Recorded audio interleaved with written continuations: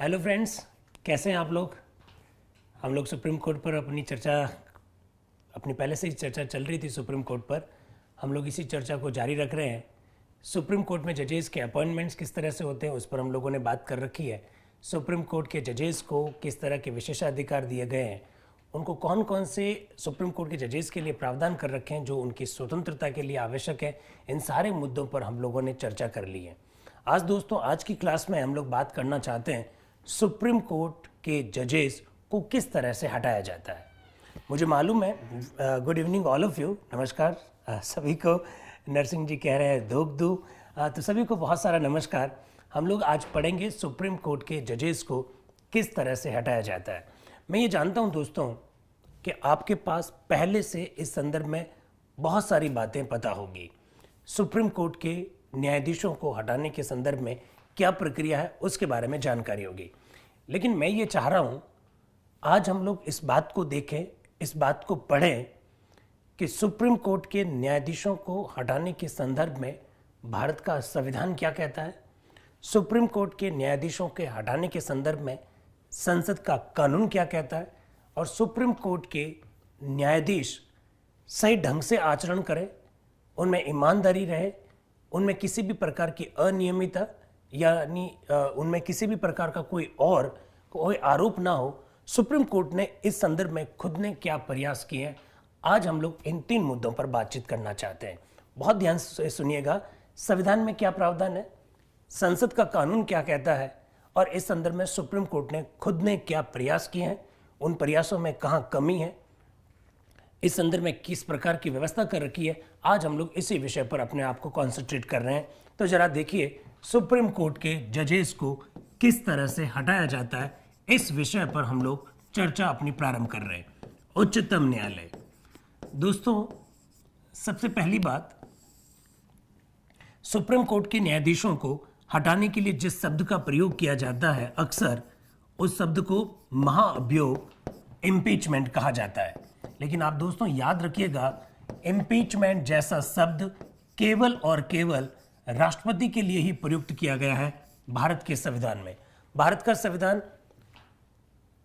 केवल और केवल राष्ट्रपति को हटाने की विधि जो है उसी को महाअभियोग नाम देता है। इसके अलावा किसी के लिए महाअभियोग शब्द का प्रयोग नहीं कर रखा है। लेकिन साथ ही साथ मैं आप लोगों को एकदम क्लियर कर देना चाहता हूं, भारत के संविधान में भले ही सुप्रीम कोर्ट और हाई कोर्ट के जजेस को हटाने के लिए महाअभियोग शब्द का प्रयोग नहीं कर रखा हो, लेकिन इस संदर्भ में हमारी संसद ने जो कानून बना रखा है, न्यायाधीश जांच अधिनियम 1968, न्यायाधीश जांच अधिनियम जजेस इंक्वायरी एक्ट 1968, उसमें साफ साफ शब्दों में न्यायाधीशों को हटाने के लिए जिस शब्द का प्रयोग वहां पर दिखाई देता है वो महाअभियोग है। तो मैं आपको एकदम स्पष्ट कर देना चाहता हूं कि महाअभियोग शब्द संविधान में तो नहीं है, लेकिन संसद ने न्यायाधीशों के हटाने के संदर्भ में जो कानून बनाया है, जजेस इंक्वायरी एक्ट, न्यायाधीश जांच अधिनियम 1968, उसमें जरूर महाअभियोग शब्द का प्रयोग कर रखा है। एक तो बात ये कहना चाहता हूं। दूसरी बात, सुप्रीम कोर्ट के जजेस को कैसे हटाया जा सकता है, क्या क्या आधार हो सकते हैं, इस संदर्भ में कॉन्स्टिट्यूशन क्या कहता है, कॉन्स्टिट्यूशन ने इस संदर्भ में आगे की जिम्मेदारी किस पर छोड़ी है, उसकी क्या प्रक्रिया है, जरा देख लीजिए। भारतीय संविधान का अनुच्छेद 124(4), अनुच्छेद तो है 124, उसकी जो धारा है वो है 4। हाँ, महाअभियोग जैसी प्रक्रिया अभी बात करेंगे, आकाश प्रताप सिंह जी अभी इस पर बात करना चाह रहे हैं। पहले जरा आप महत्वपूर्ण जो बात है वो सुन लीजिए। संविधान की बहुत सारी बारीकियां हैं, उन बारीकियों से परिचित करवाया जा रहा है। अनुच्छेद 124(4) सुप्रीम कोर्ट के न्यायाधीशों को किस तरह से और किस आधार पर हटाया जा सकता है उनका उल्लेख करता है। 124(4) आधार लिखे हुए हैं और उसकी प्रक्रिया क्या होगी इस बात का उल्लेख करता है अनुच्छेद 124(4। ठीक, अनुच्छेद 124(4) में 2 आधार बतलाए गए हैं। पहला आधार लिखा हुआ है साबित कदाचार, अंग्रेजी में कहते हैं प्रूव्ड मिसबिहेवियर। साबित कदाचार शब्द लिखा हुआ है, प्रूव्ड मिसबिहेवियर किरण जी, आपने मिसबिहेवियर और इनकैपेसिटी लिखा, एकदम सही है, लेकिन जो मिसबिहेवियर है उसके जगह पर आप प्रूव्ड मिसबिहेवियर शब्द का प्रयोग करें तो वो सही होगा। आज यही तो कारण जानना चाह रहे हैं कि ऐसा क्यों। तो साबित कदाचार अंग्रेजी में कहते हैं प्रूव्ड मिसबिहेवियर, और दूसरा आरोप है अक्षमता यानी इनकैपेसिटी। यदि वो शारीरिक और मानसिक रूप से कार्य करने में सक्षम नहीं है, इसे हम लोग इनकैपेसिटी कहते हैं, अक्षमता कहते हैं। तो ऐसी स्थिति में सुप्रीम कोर्ट के न्यायाधीशों को हटाया जा सकता है। अनुच्छेद 124(4) में आधार ये दो बतला रखे।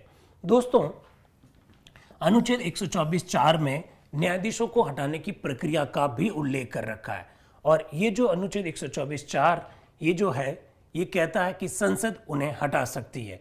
प्रक्रिया क्या है जरा देखिएगा, क्या लिखा हुआ है। संसद के किसी भी सदन में इस संदर्भ में प्रस्ताव लाया जा सकता है। न्यायाधीश को अगर हटाना चाहते हो तो संसद के किसी भी सदन में प्रस्ताव लाया जा सकता है, ऐसा आर्टिकल 124 में लिखा हुआ है।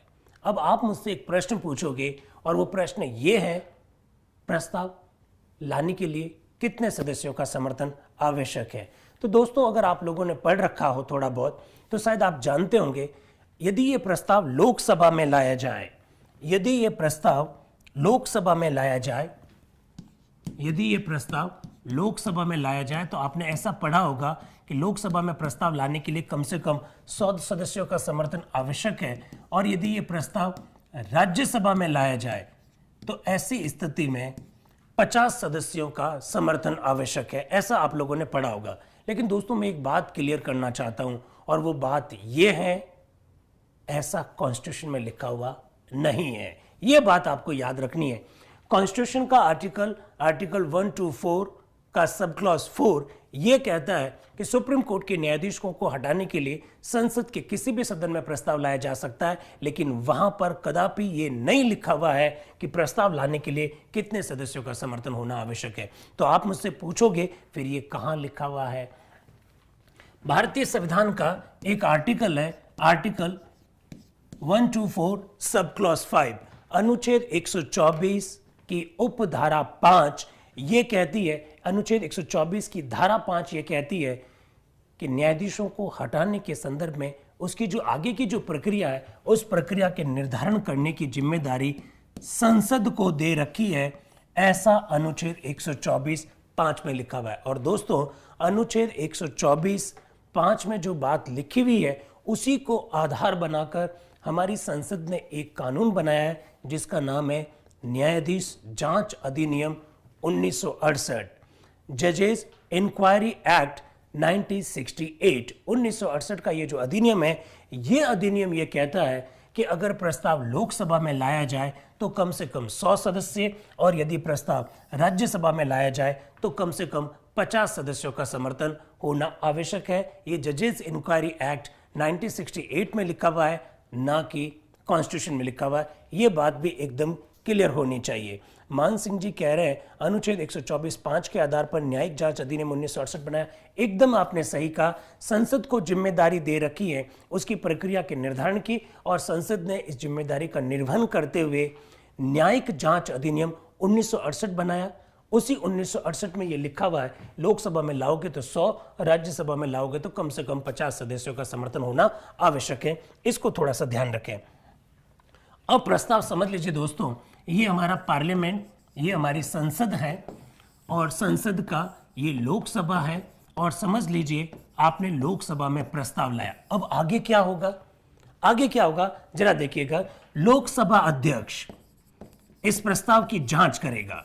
आप मुझसे यहां पर एक प्रश्न पूछ सकते हो, प्रस्ताव की जांच करने का क्या मतलब है? जांच करने का मतलब यह है कि लोकसभा अध्यक्ष यहां ये देखेंगे कि जो 100 साइन होने चाहिए, 100 जो न्यूनतम व्यक्तियों का समर्थन होना चाहिए, वो 100 साइन है या नहीं है। इस बात को देखने का काम लोकसभा अध्यक्ष का है। यदि उनको लगता है कि ये 100 सदस्य नहीं है तो ऐसी स्थिति में वो प्रस्ताव को खारिज कर सकता है। या फिर जब वो देखते हैं कि 100 लोगों के हस्ताक्षर कर रखे हैं और उनको ऐसा डाउट है कि जिन 100 लोगों के हस्ताक्षर प्रस्ताव में लिखे हुए हैं, जिनके सर हस्ताक्षर कर रखे हैं, उनमें से शायद किसी नाम पर डाउट है, तो ऐसी स्थिति में लोकसभा अध्यक्ष उन लोगों को, उन सांसदों को, उन लोकसभा सदस्यों को अपने पास बुलाकर उनसे पूछ भी सकता है कि आपके ये साइन है या नहीं है। तो काउंटर चेक भी कर सकता है अध्यक्ष। याद रखिएगा, अध्यक्ष का रोल केवल और केवल इतना ही है।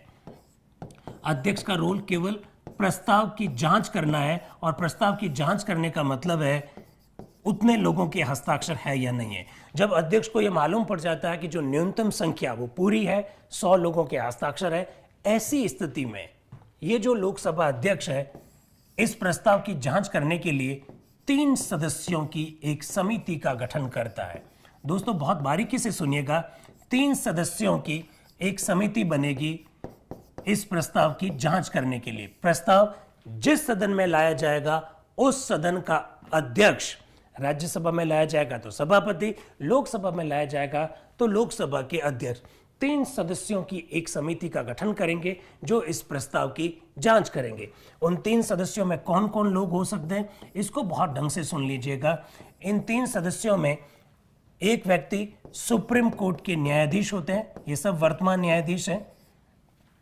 सुप्रीम कोर्ट के एक न्यायाधीश उस कमेटी के मेंबर होंगे। एक व्यक्ति हाई कोर्ट के चीफ जस्टिस, किसी भी हाई कोर्ट के चीफ जस्टिस उस समिति के एक सदस्य के रूप में होंगे। और एक कोई भी ऐसा व्यक्ति जो विधि का जानकार हो, जो कानून का जानकार हो, जो विधि वेता हो, ऐसे व्यक्ति को इस 3 सदस्यीय कमेटी का मेंबर बनाया जाता है। ये 3 सदस्यों की समिति न्यायाधीश के ऊपर लगे आरोपों की जांच करती है। यदि इस समिति को ऐसा लगता है कि जो उन पर आरोप लगाए गए वो आरोप एकदम सही है, वो जब जांच करती है, जांच करने के बाद में अध्यक्ष को वो अपनी रिपोर्ट देगी। अगर ये समिति उन पर लगे हुए आरोपों को सही पाती है तो ऐसी स्थिति में प्रस्ताव जिस सदन में लाया गया था उस सदन के अध्यक्ष के द्वारा एक दिन निर्धारित किया जाएगा। समिति के द्वारा जो रिपोर्ट दी गई है उस रिपोर्ट पर विचार विमर्श करने के लिए एक दिन फिक्स किया जाएगा। जिस दिन इस समिति की रिपोर्ट पर विचार विमर्श होगा उससे ठीक 14 दिन, कम से कम 14 दिन पहले संबंधित न्यायाधीश को इस बात की सूचना देनी अनिवार्य है। बहुत ध्यान से सुनिएगा, जिस दिन भी आप चिंता मत करिए, मुख्य न्यायाधीश पर भी बात करेंगे, उनको कैसे हटाया जाता है उसके बारे में भी बात करेंगे। जिस तरह से दीपक मिश्रा जी को लेकर प्रस्ताव लाया गया था उसमें तो चर्चा अपेक्षित है, तो ऑब्वियसली उस पर चर्चा करेंगे। जिस दिन कमेटी की रिपोर्ट पर विचार विमर्श किया जाता है, जिस दिन उस प्रस्ताव पर विचार विमर्श किया जाता है, वो जो दिन निर्धारित किया जाता है उसके 14 दिन पहले संबंधित न्यायाधीश को इस बात की सूचना देनी होती है, कम से कम 14 दिन पहले। अब आप मुझसे यहाँ पर एक प्रश्न पूछ सकते हैं, ये क्या कॉन्स्टिट्यूशन में लिखा हुआ है कि 14 दिन पहले इस बात की सूचना देनी होगी, या न्यायिक जांच अधिनियम 1968 में ऐसा लिखा हुआ है? तो दोस्तों एकदम मैं क्लियर कर देना चाहता हूँ, कॉन्स्टिट्यूशन का आर्टिकल 124 का सब क्लॉज 4 अनुच्छेद 124 की धारा 4 में साफ साफ शब्दों में लिखा हुआ है कि 14 दिन पहले संबंधित न्यायाधीश को इस बात की सूचना देनी होगी। ये तो नेचुरल जस्टिस है, प्राकृतिक न्याय का ये कॉन्सेप्ट कहता है। अब देखिए, न्यायाधीश अपना पक्ष रख सकते हैं, न्यायाधीश स्वयं अपना पक्ष रखने के लिए आ सकते हैं। यस, न्यायाधीश जिसके ऊपर आरोप लगा है वो न्यायाधीश खुद अपना पक्ष रखने के लिए सदन में आ सकता है, या फिर वो अपना पक्ष रखने के लिए किसी और व्यक्ति को भी भेज सकते हैं। दोनों बातें न्यायाधीश को प्राप्त है, ऐसा भी कॉन्स्टिट्यूशन में लिखा हुआ है। अब देखिएगा, यदि सदन, जिस सदन में प्रस्ताव लाया गया, अभी एक मित्र ने पूछा कि क्या मनोनीत सदस्य भी भाग लेते हैं। दोस्तों जब मैं ये कह रहा हूं सदन की कुल सदस्य संख्या 545 है, लोकसभा की बात कर रहा हूं, जब 545 का मैं आंकड़ा लिख रहा हूं तो ऑब्वियसली मैं मनोनीत सदस्य सहित ही बात कर रहा हूं। जब बात आएगी निर्वाचित की तो उस समय निर्वाचित शब्द बोला जाएगा, निर्वाचित शब्द बोला जाएगा, उसकी आप चिंता मत करिए। अनिल जी सवाल पूछ रहे हैं निष्कासित किया जा सकता, अभी आपके इस सवाल का जवाब देंगे कि निष्कासित होते हैं या नहीं होते हैं। तो सदन में प्रस्ताव लाया गया, प्रस्ताव पर चर्चा करनी है। 14 दिन पहले हमने न्यायाधीश को अपना पक्ष रखने के लिए उनको नोटिस दे दिया है, उनको सूचना दे दी है। न्यायाधीश खुद आ सकते हैं, न्यायाधीश किसी व्यक्ति को भी भेज सकते हैं। न्यायाधीश के ऊपर जो आरोप लगे हैं उन आरोप पर विचार विमर्श हुआ, और यदि सदन न्यायाधीश के पक्ष से संतुष्ट नहीं हुआ तो ऐसी स्थिति में वोटिंग होगी, मतदान होगा। और दोस्तों अब इस बात को बहुत ढंग से सुनना, जब वोटिंग होती है तो वोटिंग किस तरह से होती है वो जरा देख लीजिए। समझ लीजिए प्रस्ताव लोकसभा में लाया गया और लोकसभा की कुल सदस्य संख्या है 545। भारतीय संविधान का अनुच्छेद 124 का सब क्लॉज 4 साफ शब्दों में कहता है, इसको बहुत ध्यान से सुनिएगा, साफ शब्दों में कहता है जिस हाउस में प्रस्ताव लाया गया उस हाउस की कुल सदस्य संख्या का बहुमत होना चाहिए। जिस हाउस में प्रस्ताव लाया गया उस हाउस की कुल सदस्य संख्या का बहुमत होना चाहिए और आगे लिखा हुआ है उपस्थित व मतदान करने वालों का 2/3 बहुमत होना चाहिए और आगे ये भी लिखा हुआ है इनमें से जो भी ज्यादा होगा अगर उस बहुमत से वो प्रस्ताव पारित हो जाता है तो वो एक सदन से प्रस्ताव पारित माना जाएगा। क्या मैं इसे वापस समझाऊं? ऑब्वियसली मुझे लगता है कि वापस समझाने की आवश्यकता है। Maths for SSC, hello sir, love you, I love you too. आप सभी को बहुत सारा नमस्कार, बहुत सारा प्यार। लेकिन आप फिलहाल सुप्रीम कोर्ट के न्यायाधीशों से प्रेम कीजिए, ये किस तरह से उनको हटाया जाता है उसके बारे में जरा देखिएगा।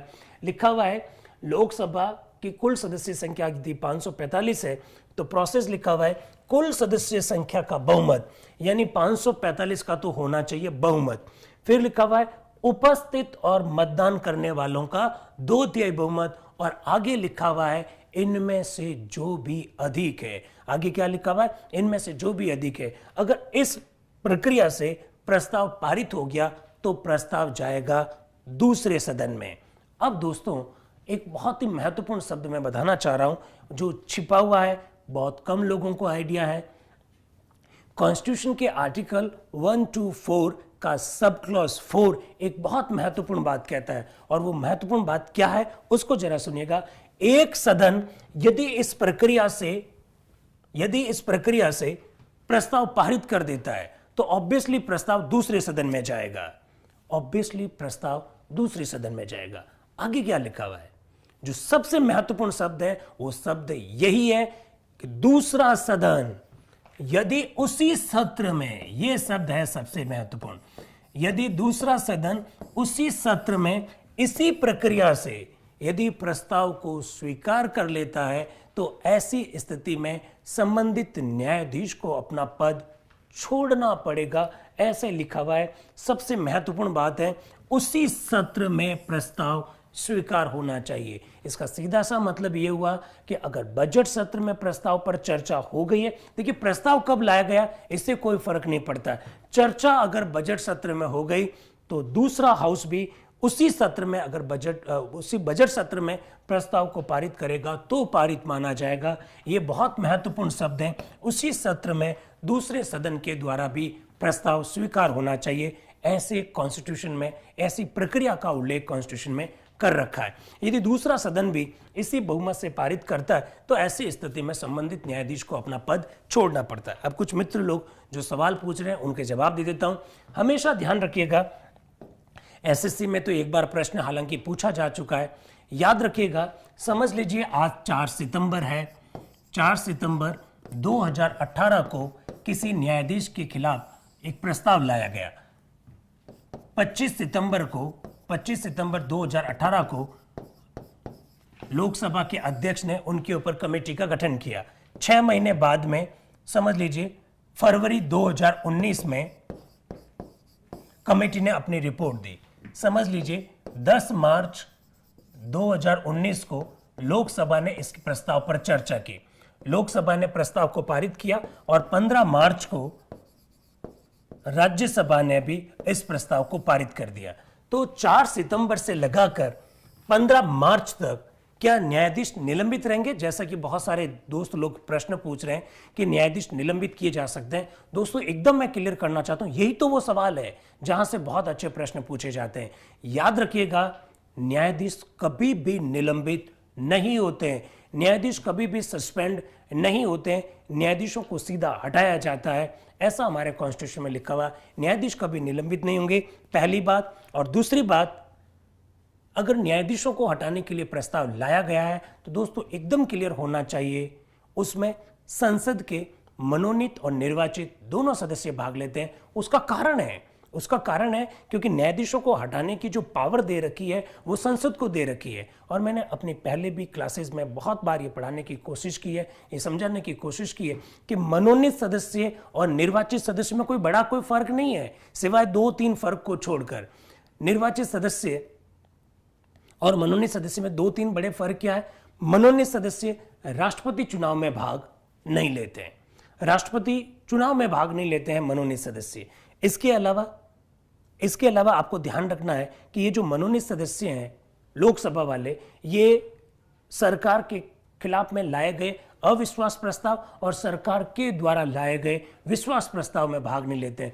बाकी मनोनीत सदस्य और निर्वाचित सदस्य दोनों को समान रूप से अधिकार है। इस बात को हमेशा ध्यान रखिएगा, इसलिए ऐसा प्रश्न पूछना ही नहीं है। एक दूसरी बात, एक मित्र ने अभी एक प्रश्न पूछा कि एक सदन प्रस्ताव पारित कर दे। समझ लीजिए लोकसभा में प्रस्ताव लाया और लोकसभा ने भारी बहुमत से प्रस्ताव पारित कर दिया और प्रस्ताव गया राज्यसभा में। याद रखना राज्यसभा में जाएगा या लोकसभा में जाएगा, पर उसी सत्र में होना चाहिए। एक मित्र ने अभी प्रश्न पूछा क्या संयुक्त अधिवेशन बुलाया जा सकता है? दोस्तों, कॉन्सेप्ट को क्लियर कीजिए। जिन जिन प्रस्तावों में हमको पारित करने के लिए विशेष बहुमत की आवश्यकता होती है, जिन जिन प्रस्तावों को पारित करने के लिए विशेष बहुमत की आवश्यकता होती है, वहां कभी भी संयुक्त अधिवेशन नहीं बुलाया जाता है। कॉन्सेप्ट को क्लियर करना है। विशेष बहुमत का हमने प्रावधान क्यों रखा है? दोस्तों, विशेष बहुमत का प्रावधान हमने इसलिए रखा है क्योंकि लोकसभा की सदस्य संख्या 545 है, राज्यसभा की सदस्य संख्या 245 है। अगर इस पर संयुक्त अधिवेशन का प्रावधान हो जाए तो लोकसभा की सदस्य संख्या ज्यादा होने के कारण राज्यसभा को तो फिर ऐसी स्थिति में किसी प्रकार का कोई पावर होगा ही नहीं। दैट्स वाई इस पर संयुक्त अधिवेशन का प्रावधान हम लोगों ने नहीं रखा है। इस कॉन्सेप्ट को याद रखिएगा। जहां जहां पर विशेष बहुमत का प्रावधान है वहां कहीं पर भी संयुक्त अधिवेशन का प्रावधान नहीं है, इसको भी ध्यान रखना। अब देखिए दोस्तों, सुप्रीम कोर्ट के जजेस को किस तरह से हटाया जाता है, इस बारे में मैंने आप लोगों से बात की।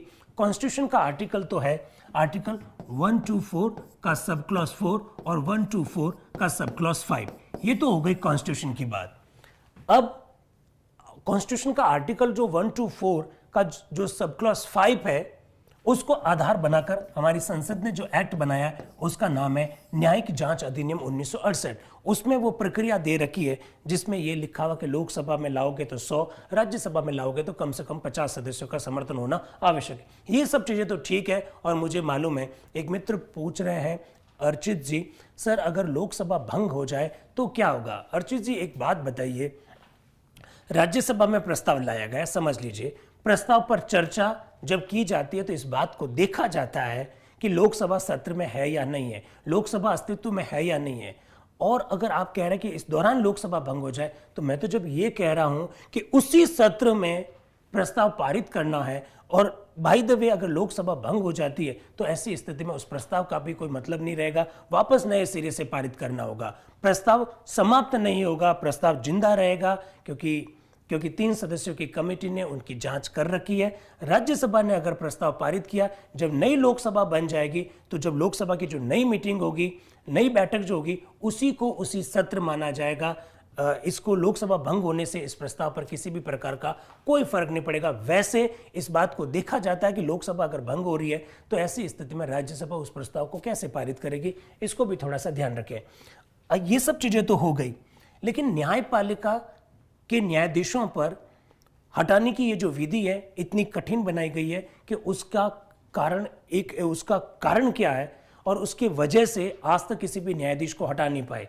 हम लोगों का भारत का जो संविधान है 1950 को लागू हुआ और 2018 तक आज तक सुप्रीम कोर्ट के, और सुप्रीम कोर्ट क्यों, हाई कोर्ट के किसी भी जज को भी नहीं हटाया जा सका। ऐसा क्यों हुआ?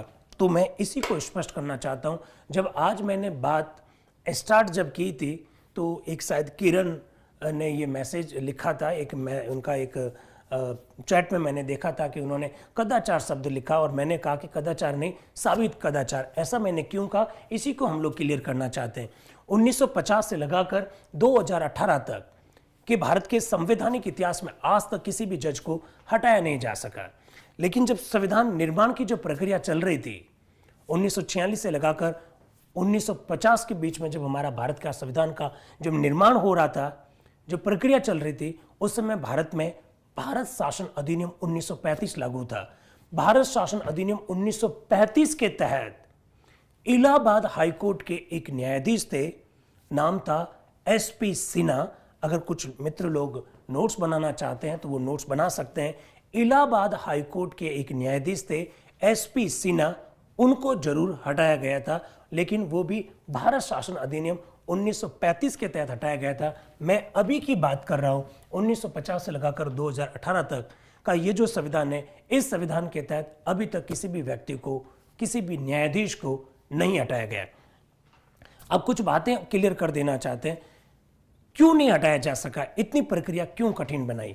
दोस्तों, अभी हाल ही में लास्ट ईयर वर्ष 2017 में मध्य प्रदेश हाईकोर्ट के एक जज है, बहुत सारे हमारे मित्र लोग मध्य प्रदेश के भी हैं, बिहार से भी हैं, यूपी से भी हैं, वो लगातार ये कह रहे हैं कि सर हमारे बिहार के बारे में भी बोलिए, मध्य प्रदेश के बारे में भी बोलिए। तो ऐसी स्थिति में मैं बता देता हूँ, मध्य प्रदेश हाईकोर्ट के वर्तमान न्यायाधीश है, नाम है एसके सेंगले।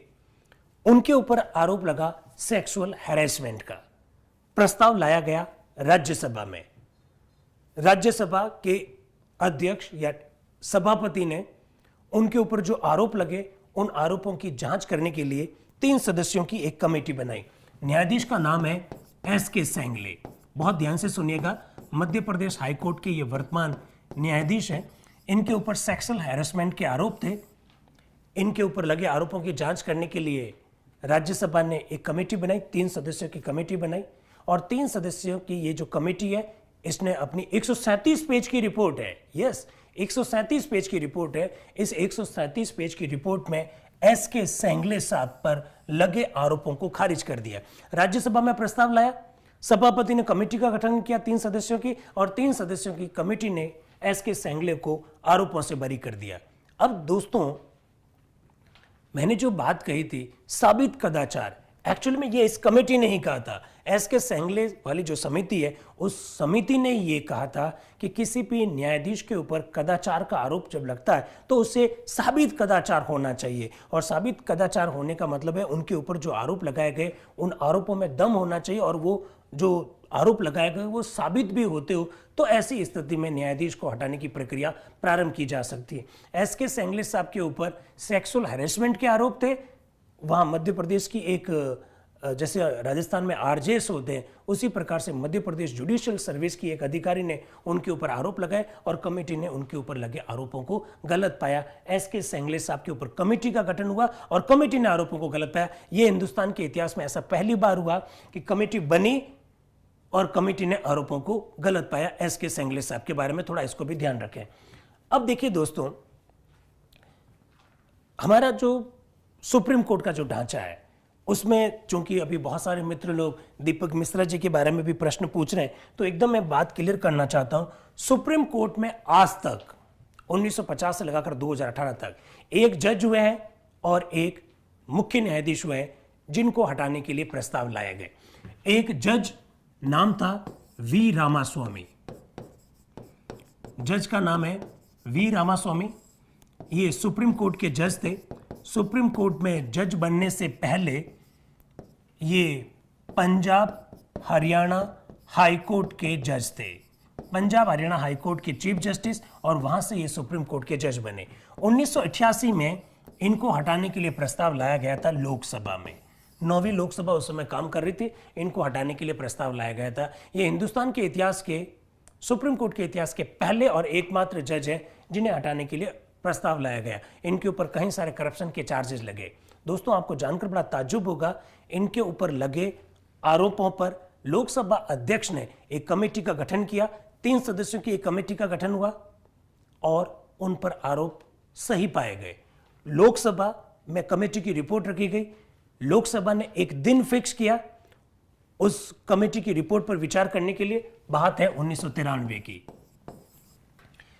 वी रामास्वामी के ऊपर लगे आरोपों का जवाब देने के लिए वी रामास्वामी जी को नोटिस दिया गया कि आपके ऊपर इस प्रस्ताव पर हम लोग चर्चा कर रहे हैं, आप अपना पक्ष रख सकते हैं।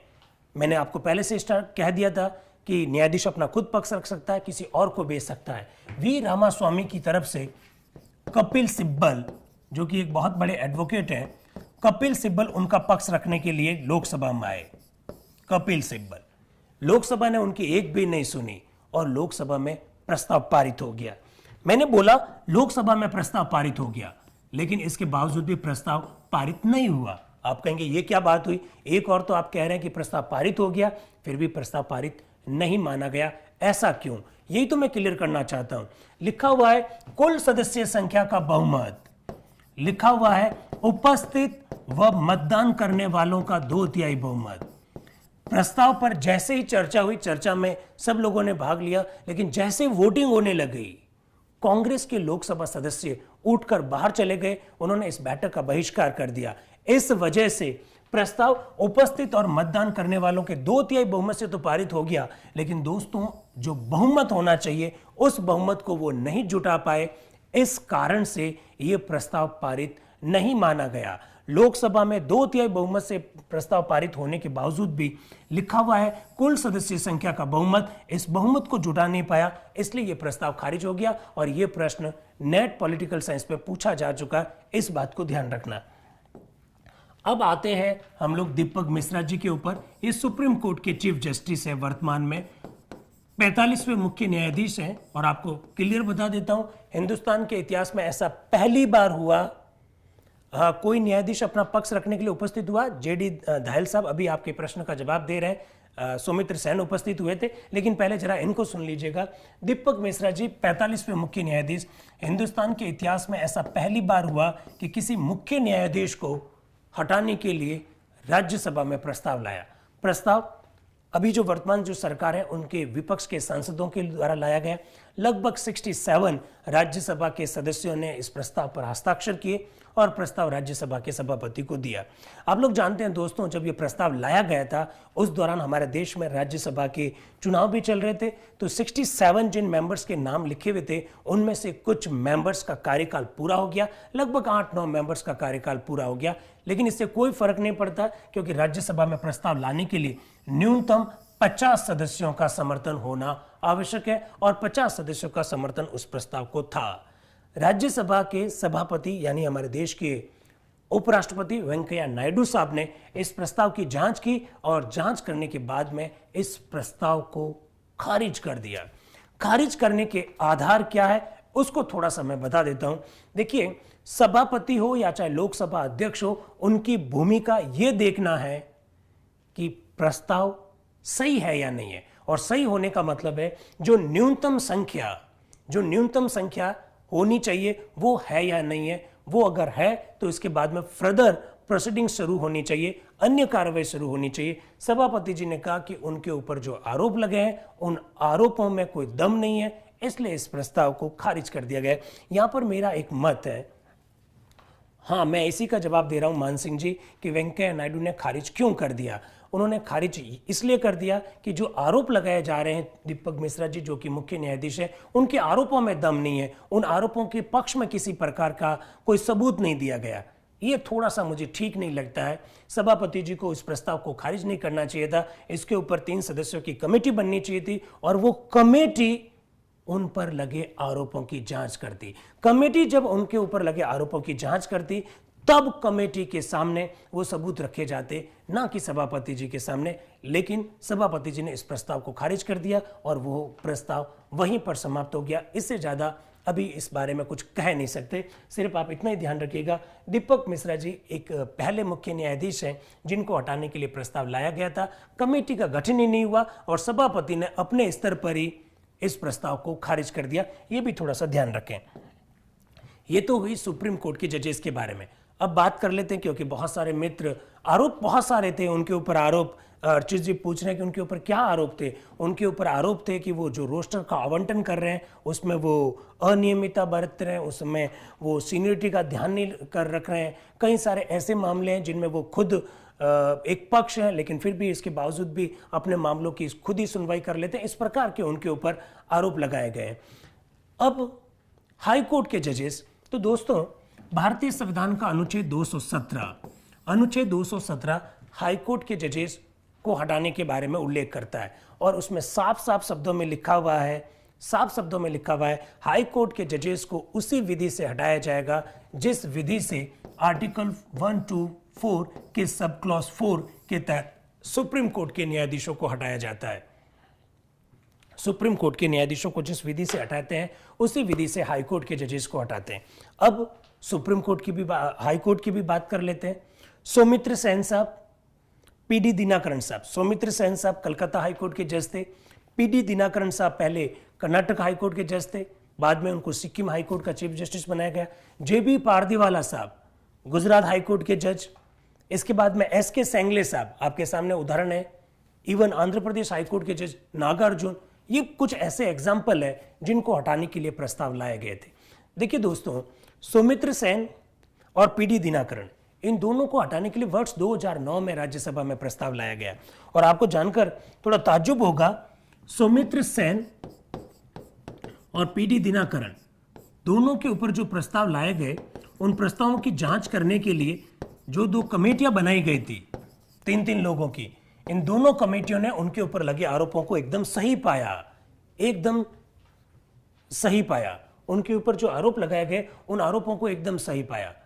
ऐसी स्थिति में राज्यसभा में चर्चा का एक दिन फिक्स किया गया सौमित्र सेन साहब के लिए। अभी एक मित्र ने प्रश्न पूछा कि क्या कोई जज अपना पक्ष रखने के लिए कभी सदन में गया? सौमित्र सेन साहब गए। वर्ष 2011 में जब कमेटी ने उनके ऊपर लगे आरोपों को सही पाया तो सौमित्र सेन साहब को नोटिस दिया हमारी राज्यसभा ने। सौमित्र सेन साहब अपना पक्ष रखने के लिए राज्यसभा में गए और ये हिंदुस्तान के पहले और एकमात्र ऐसे न्यायाधीश हैं जिनके ऊपर आरोप लगे और आरोपों का जवाब देने के लिए वो अपना पक्ष रखने के लिए संसद के किसी सदन में उपस्थित हुए। ये सौमित्र सेन साहब ही है। हालांकि सौमित्र सेन साहब ने अपना पक्ष रखा, उनके पक्ष से सदन संतुष्ट नहीं हुआ। सदन ने अपनी कुल सदस्य संख्या का बहुमत और उपस्थित और मतदान करने वालों के 2/3 बहुमत से प्रस्ताव पारित कर दिया। प्रस्ताव गया लोकसभा में चर्चा होती उससे पहले ही सौमित्र सेन साहब ने अपने पद से इस्तीफा दे दिया। दोस्तों, मुझे मालूम है जैसे मैं कहूंगा कि अपने पद से इस्तीफा दे दिया तो आप मुझे कहेंगे फिर क्या हुआ?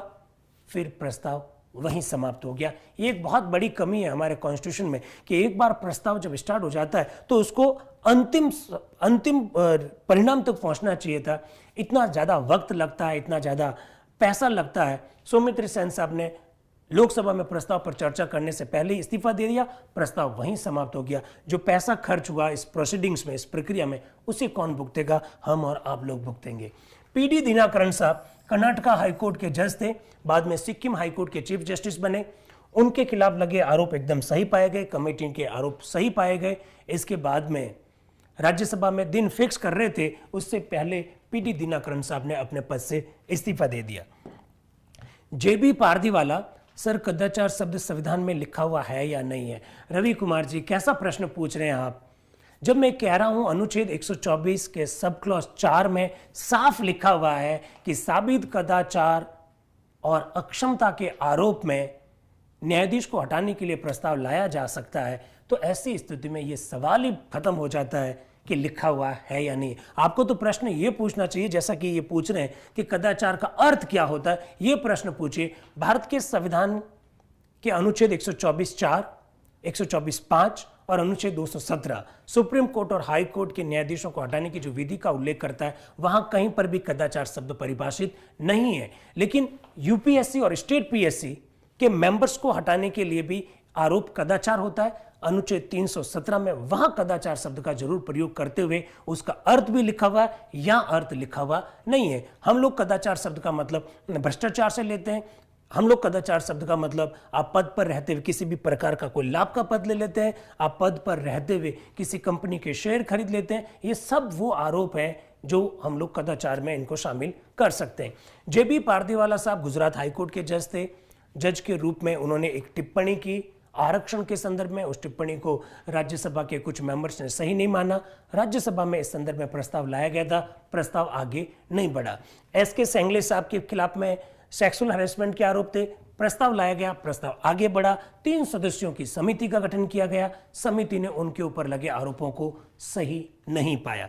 दोस्तों, आज मैं एक नए मुद्दे पर बात करना चाहता हूं, और वो मुद्दा क्या है? त्यागपत्र दिए हुए जज फिर से वकालत कर सकते हैं क्या? पुष्पेंद्र जी का यह सवाल है। पुष्पेंद्र जी एक बात स्पष्ट कर देना चाहते हैं कि सुप्रीम कोर्ट का जज आफ्टर द रिटायरमेंट हो, या वो सुप्रीम कोर्ट में काम कर चुका हो, या उसने त्याग पत्र दिया हो, इससे कोई फर्क नहीं पड़ता है। अगर वो सुप्रीम कोर्ट में जज रहा है, इसके बाद में चाहे वो सेवानिवृत्त हुआ हो, चाहे उनको हटाया गया हुआ हो, चाहे उन्होंने इस्तीफा दिया हो, भारत के किसी भी न्यायालय में वो किसी भी प्रकार से एडवोकेट के रूप में प्रैक्टिस नहीं कर सकते। मेरे हिसाब से अब शायद क्लियर हो गया होगा। दोस्तों, मैं एक आज नई बात करना चाहता हूं। देखिए, हम लोगों ने पिछले 3-4 क्लासेस में मेमोरेंडम ऑफ प्रोसीजर की बात की थी ना। आप लोगों को याद है, सुप्रीम कोर्ट और हाई कोर्ट के जजेस की नियुक्ति के संदर्भ में जो नया कॉन्सेप्ट है, दैट इज MOP। ठीक इसी प्रकार से दोस्तों, एक आज हम लोग नई बात करना चाहते हैं, और वो है इन हाउस प्रोसीजर।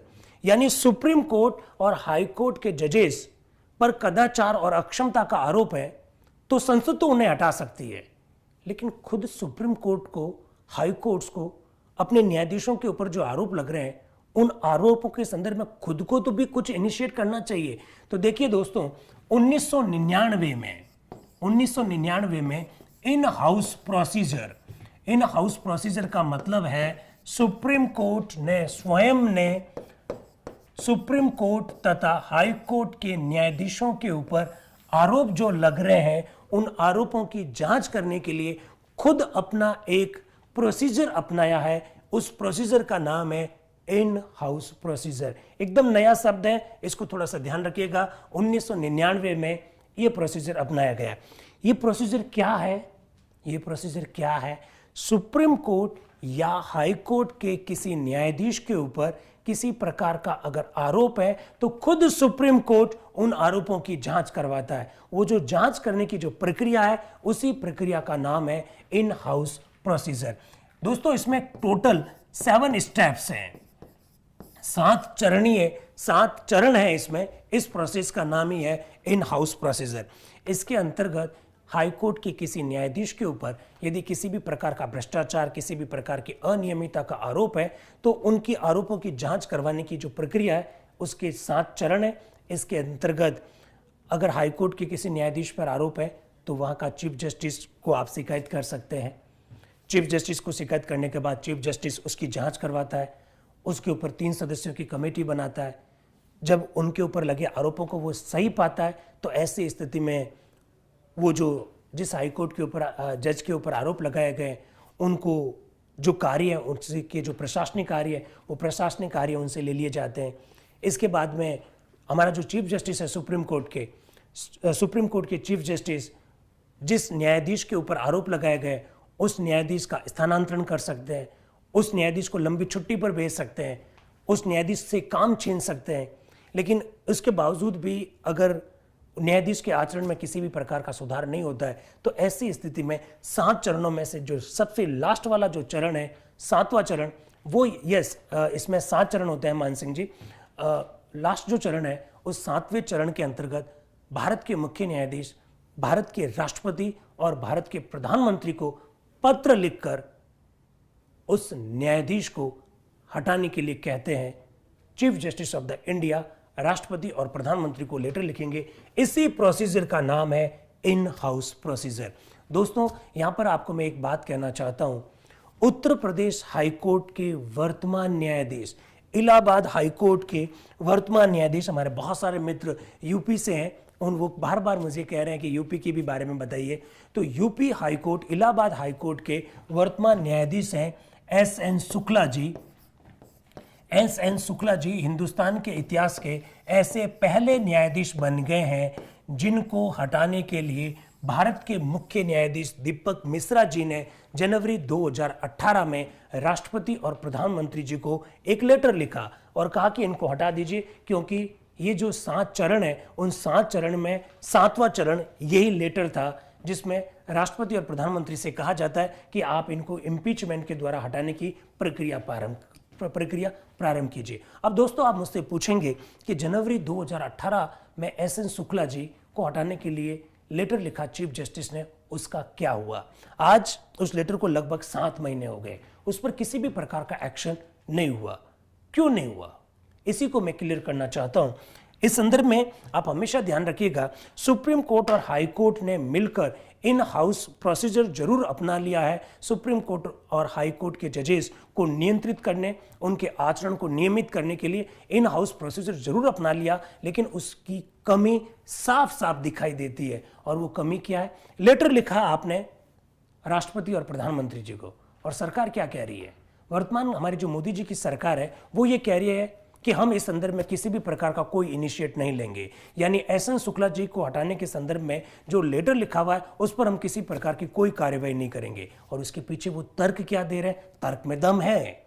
और वो तर्क क्या दे रहे हैं कि कॉन्स्टिट्यूशन ये कहता है कि लॉ मेकर्स न्यायाधीश को हटाएंगे, और लॉ मेकर्स का मतलब है संसद के सदस्य हटाएंगे। सरकार इस संदर्भ में किस प्रकार से हस्तक्षेप कर सकती है? सरकार इस संदर्भ में हस्तक्षेप नहीं कर सकती है। बात तो सही है, सरकार थोड़ी पहल करेगी, पहल तो हमारे संसद के सदस्यों को ही करनी चाहिए। लेटर लिख दिया चीफ जस्टिस साहब ने। ऐसी स्थिति में अब हमारे संसद के किसी भी हाउस के, अगर लोकसभा है या राज्यसभा है, किसी भी हाउस के सदस्यों के द्वारा प्रस्ताव लाया जाएगा तो देखना होगा अब आगे क्या होगा। फिलहाल आज के दिन सरकार की कोई मंशा नहीं है उस प्रस्ताव पर आगे बढ़ने की। इन हाउस प्रोसीजर के तहत सुप्रीम कोर्ट अपनी भूमिका निभा चुका है। सरकार कह रही है हमारी न्यायाधीशों को हटाने के संदर्भ में कोई भूमिका नहीं है, सारा इनिशिएट अब पार्लियामेंट के मेंबर्स को लेना है, और 7 महीने में उन्होंने किसी भी प्रकार का कोई इनिशिएट नहीं लिया है। यह भी क्लियर करना चाहता हूं। दोस्तों, हम लोग जब सुप्रीम कोर्ट और हाई कोर्ट के जजेस के बारे में, उनको हटाने के बारे में बात कर रहे हैं, तो बहुत सारे मित्र लोग प्रश्न पूछना चाह रहे हैं कि क्या सुप्रीम कोर्ट के जजेस पर या हाई कोर्ट के जजेस पर एफआईआर दर्ज हो सकती है? आप बताइए, सुप्रीम कोर्ट और हाई कोर्ट के जजेस पर एफआईआर दर्ज हो सकती है या नहीं हो सकती? आप ही मुझे बताइए, मैं आपके जवाब का इंतजार कर रहा हूं, हाँ या ना। क्या एफआईआर दर्ज हो सकती है? तो मैं आपको क्लियर कर देता हूं, सुप्रीम कोर्ट या हाई कोर्ट के न्यायाधीशों पर, सिटिंग जज जो है, वर्तमान के जो न्यायाधीश हैं, उन पर एफआईआर दर्ज हो सकती है। यस, जो वर्तमान के जो न्यायाधीश हैं उनके ऊपर भी मुकदमा चलाया जा सकता है, उनके ऊपर भी एफआईआर दर्ज हो सकती है। मुझे मालूम था आप में से अधिकांश लोग नहीं कह रहे हैं, नहीं वाले गलत है, एफआईआर दर्ज हो सकती है। यस, और वो किस मामले में सुप्रीम कोर्ट ने निर्णय दिया वो भी बता देता हूं। ये जो वी रामास्वामी, सुप्रीम कोर्ट के जो न्यायाधीश जिनको हटाने के लिए लोकसभा में प्रस्ताव लाया गया, उनके फादर इन लॉ, उनके ससुर, नाम है के रामास्वामी, के वीरास्वामी, रामास्वामी नहीं सॉरी, के वीरास्वामी, ये भी जज रह चुके हैं। के वीरास्वामी के मामले में सुप्रीम कोर्ट ने निर्णय देते हुए ये कहा था कि सुप्रीम कोर्ट के वर्तमान न्यायाधीश, हाई कोर्ट के वर्तमान न्यायाधीश के खिलाफ में भी एफआईआर दर्ज हो सकती है। और वो कैसे दर्ज होगी? दर्ज तो जैसे हमारे और आपके ऊपर होती है वैसे दर्ज होगी, लेकिन अगर वो सिटिंग जज है then they will have to take permission from the CJI, chief justice of the India, से परमिशन लेकर उनके खिलाफ में एफआईआर दर्ज हो सकती है।